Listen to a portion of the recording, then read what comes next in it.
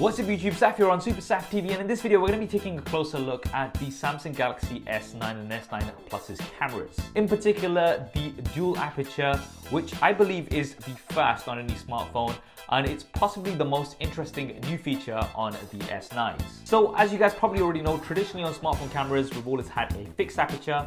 On the S9s we have either f1.5 or f2.4 on the same camera. And this actually mechanically changes between the two, which, as I've said before, is quite insane to see on a smartphone. This is something that a lot of us are probably used to seeing on traditional DSLR cameras and things like that, where you can change the aperture. This has not really been the case on smartphone cameras. So what is a dual aperture? Why is it here on the S9s?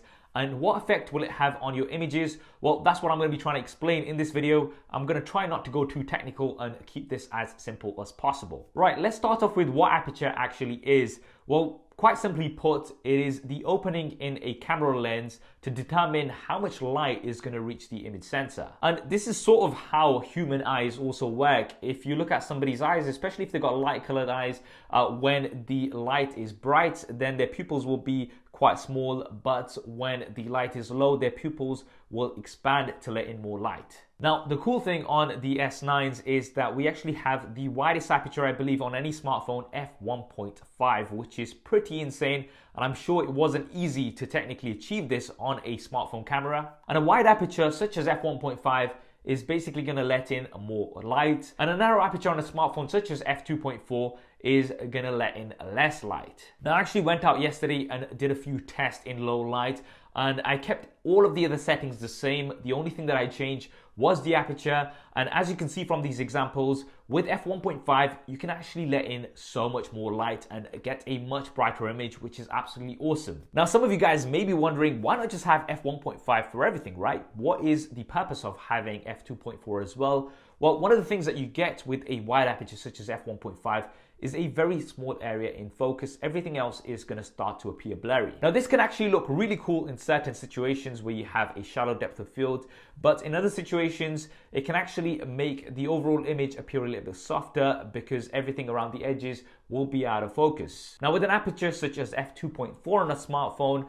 you should be getting more in focus in your shot, and generally speaking, in good light, you should be getting an overall sharper image. So I thought I'd go ahead and test this on some example images, and although it's quite difficult to show, for instance, if you look at this image, although the YouTube mug is in focus in both shots, on the shot with f2.4, the text on the S9 Plus box is much clearer. And if you look at this endoskeleton image, if you look around the edges of this endoskeleton, you can see that once again on the f2.4 image, we do have much more of it in focus compared to that of the f1.5. So now that you know the differences between f1.5 and f2.4 aperture on the S9s, how do they work? Well, they actually work automatically. You don't have to necessarily do anything. If you're in auto mode, the S9s are going to look at the situation, and if you've got less than 100 lux of light, they are going to switch to f1.5, and if you've got more than 100 lux of light, then they are going to switch to f2.4. However, if you'd like to play around with the settings, you can manually change these in Pro mode.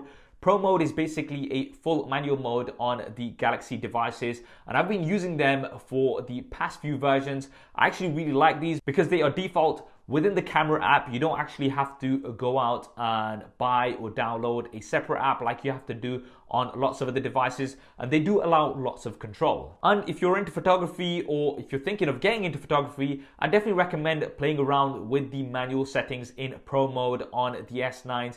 You can change everything from the ISO to the aperture to shutter speed, as well as the focus. You can manually focus as well.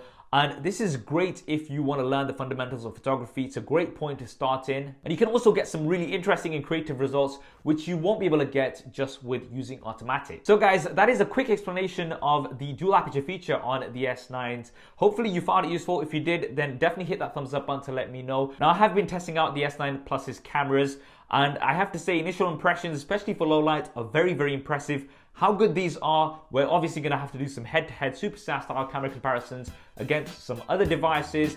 And if you want to see those first, then make sure you have subscribed and switch on notifications. Those are going to be coming in the next few days. Definitely let me know also in the comments below what other videos you'd like me to do with the S9 Plus.